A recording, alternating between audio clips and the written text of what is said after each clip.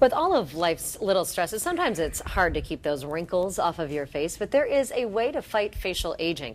Dr. Michael Kim is here today to tell us about the latest fillers to help you hold on to your youth. And boy, we all want to do this, Dr. Kim. Even myself, I know we always want to stay young. It's a struggle. So what is some of the things that we can do to try to prevent the aging process, which is inevitable? Well, I don't know if you have the slides, but one of the things we've discovered over the last 10 years or so is that one of the telltale signs of aging is volume loss. So you can see that the young face on the left, and as you age, the fat goes away in the cheeks and actually descends. So you can see on the bottom right how the fat droops down and actually people lose fat in their face. So that loss of the cheeks and the cheekbones really causes people to start looking older. Okay, so that's part of the problem, which makes sense. You have that baby face and then it starts to go away. How do you fight that?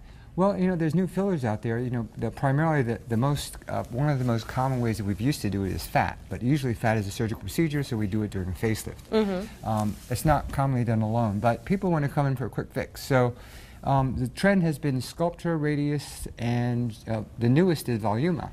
So Sculptra, released in 2004, is like an artificial collagen, builds collagen. Okay. Lasts about 2 years. I'm not a big fan only because you don't see the results right away. It takes a couple months to see it. So you don't know. You have to come in 2 or 3 times, keep injecting, you don't see it. So I'm one of those that like to see the result right away. 2 years. Radius is about 1 to 2 years. It's non-FDA approved for that, but you can fill the volumes of the cheek. But my favorite right now is released about 2 years ago is Voluma, which is Juvederm. It's a different Juvederm, but it's the same chemical compound. So you can fill the cheeks in less 2 years. You see the results immediately. And if you don't like it, it's reversible. Really? Because there's an enzyme called hyaluronidase, so it's the only one of these up here on the board that you actually can reverse it. So you can melt it away if you don't like it. So in that way, you have a very safe, fail-safe, if you don't like it, that you can come in a couple weeks later and say, oh my gosh, it's much bigger on the right side, and you put a little enzyme and it's gone in a couple days. I know in your practice you've seen people come in that have asked you to help reverse some of those changes. Yeah, I saw a lady last week from out of the country, and they put, I think they put silicone in the lips.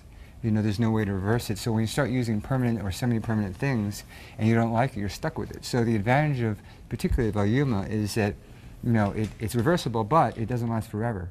But you see the results immediately. So among those non-surgical techniques, my favorite probably is Voluma, but I use the Radius too.